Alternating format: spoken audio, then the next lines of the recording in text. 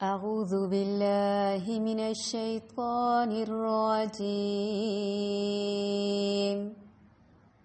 قال الله إني منزلها عليكم فمن يكفر بعد منكم فإني أعذبه عذابا لا أعذبه أحدا من العالمين عذابا لا أعذبه أحدا من العالمين. احدم پہ سانس نہیں توڑنا تھا، رکنا نہیں ہے. ماشاءاللہ مجھے امید ہے کہ آپ یہ سارا لیسن تجوید کے رولز کے مطابق ہی پڑھتے ہوں گے. کون سے موٹے حروف ہیں، الف کو کب موٹا پڑھنا ہے، اللہ کے لام کو کب موٹا پڑھنا ہے، غننے کی کیا مقدار ہے، حروف مدہ کی مقدار کو پورا کرنا ہے، لین کیا ہے، پھر ادغام مع الغنہ، اخفاء حقیقی، مد منفصل اور ادغام مع الغنہ اور مد عارض وقفی. یہ تمام طرح کے رولز کو مد نظر رکھتے ہوئے اپنی پریکٹس جاری رکھنی ہے. قال اللہ انی منزلها علیکم فمن یکفر بعد منکم فإنی أعذبه عذابا لا أعذبه أحدا من العالمين. قال فرمایا، اللہ تعالی نے، انی بے شک میں، منزلها نازل کرنے والا ہوں اس کو، علیکم تم پر، فمن تو جو کوئی، یکفر کفر کرے گا، بعد اس کے. کس کو نازل کرنے والا ہوں، کس کے بعد؟ جو پچھلی آیت میں ذکر ہوا، خوان کا، دسترخوان کا، مائدہ کا. منکم تم میں سے، فإنی تو بے شک میں، اعذبہ میں عذاب دوں گا اس کو، عذاباً عذاب یعنی ایسا عذاب، لا نہیں، اعذبہ عذاب دوں گا اس کو، یعنی اس کو ویسا عذاب پہلے نہیں ہوا ہوگا، احدن کسی ایک کو، من العالمین تمام جہان والوں میں سے. حق تعالی نے ارشاد فرمایا کہ میں وہ کھانا تم لوگوں پر نازل کرنے والا ہوں، پھر جو شخص تم میں سے اس کے بعد ناحق شناسی کرے گا تو میں اس کو ایسی سزا دوں گا کہ وہ سزا دنیا جہان والوں میں سے کسی کو بھی نہ دوں گا، کسی کو بھی نہ دی ہوگی.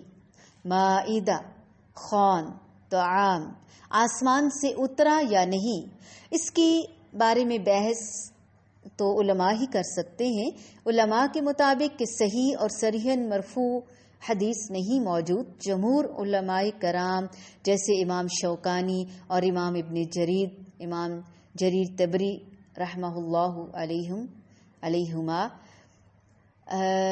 اس کے بارے میں، نازل کرنے کے بارے میں قائل ہیں کہ نازل ہوا تھا، اتارا گیا تھا، اور ان کا استدلال قرآن کے الفاظ انی منزلها علیکم، اس وجہ سے وہ کہتے ہیں کہ یہ اللہ کا وعدہ ہے جو یقیناً سچا ہے، لیکن اسے اللہ کی طرف سے یقینی وعدہ قرار دینا اس لیے صحیح نہیں معلوم ہوتا کہ اگلے الفاظ فمن یکفر اس وعدے کو مشروط ہونے کو ظاہر کرتے ہیں. اس لیے دوسرے علماء کہتے ہیں کہ اللہ تعالیٰ کی طرف سے یہ شرط سن کر انہوں نے کہا کہ پھر ہمیں اس کی ضرورت نہیں، اور ہمارے لیے بھی سبق ہے کہ ہم اللہ تعالیٰ سے دعائیں کرتے ہیں، مانگتے ہیں، اور منتیں نیازیں نظر بھی مانتے ہیں، مشروط بھی بہت ساری باتوں میں دعائیں اور اعمال اور جو اپنی عبادات ہوتے ہیں اس کو مشروط بھی کرتے ہیں، یہ ہو گیا تو یہ کریں گے. تو ہمارے لیے اس میں نقطے بہت سارے ہیں سمجھنے کے لیے. اس کے بعد اس کا نزول نہیں ہوا کہا جاتا ہے. امام ابن کثیر نے ان کی تائید کی اسانید کو جو امام مجاہد اور حضرت حسن بصری سے منقول ہیں صحیح قرار دیا ہے. نیز کہا ہے کہ ان آثار کی تائید اس بات سے بھی ہوتی ہے کہ نزول مائدہ کی کوئی شہرت عیسائیوں میں ہے نہ ہی ان کی کتابوں میں درج ہے.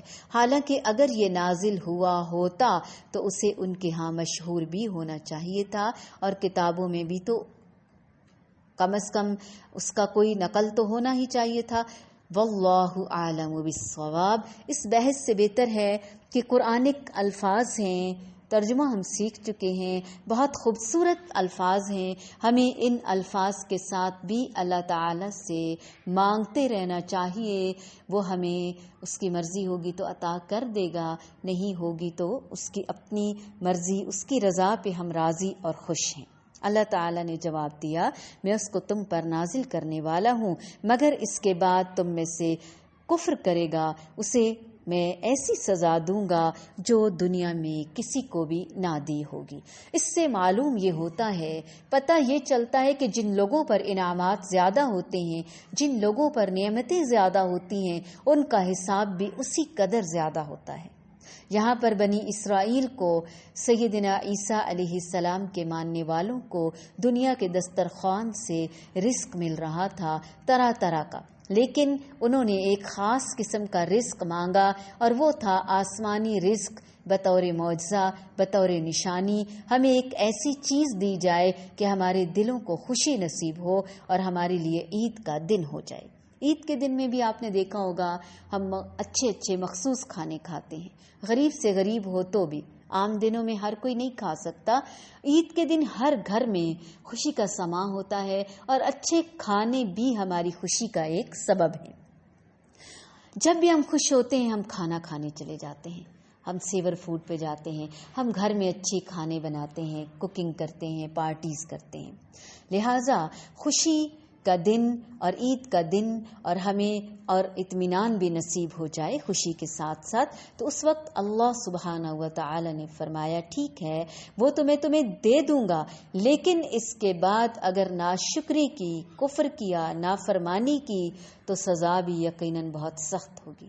تو جس شخص کے پاس علم آ جائے، جس شخص کے پاس حقائق آ جائیں، ہدایت کا سامان میسر ہو جائے، پھر بھی وہ غلط کام کرے تو اس کی پوچھ یقیناً زیادہ ہوگی. ہم اپنی پریکٹیکل لائف میں بھی اگر دیکھیں تو عام لوگ غلطیاں کرتے ہیں اور ہم روز دیکھتے ہیں، لیکن اللہ نہ کرے خاص لوگ، عوام الناس تو اپنی جگہ، خواص علماء کرام سے اگر کبھی غلطی ہو جائے تو کس قدر کورام مچ جاتا ہے، کیونکہ وہ تو ہمیں ہدایت کے رستے پر لا رہے ہیں، وہ تو ہمیں تعلیم اور تربیت دے رہے ہیں. ہم ان سے یہ ایکسپیکٹ نہیں کرتے نا. والدین ہیں تو، اساتذہ کرام ہیں تو. اللہ ہمیں دعائیں مانگنے اور عمل کرنے کی توفیق عطا فرمائے اور اللہ ہماری دعاؤں کو قبولیت کے درجے تک پہنچا دے. قال اللہ انی منزلها علیکم فمن یکفر بعد منکم فإنی اعذبه عذابا لا اعذبه احدا من العالمین.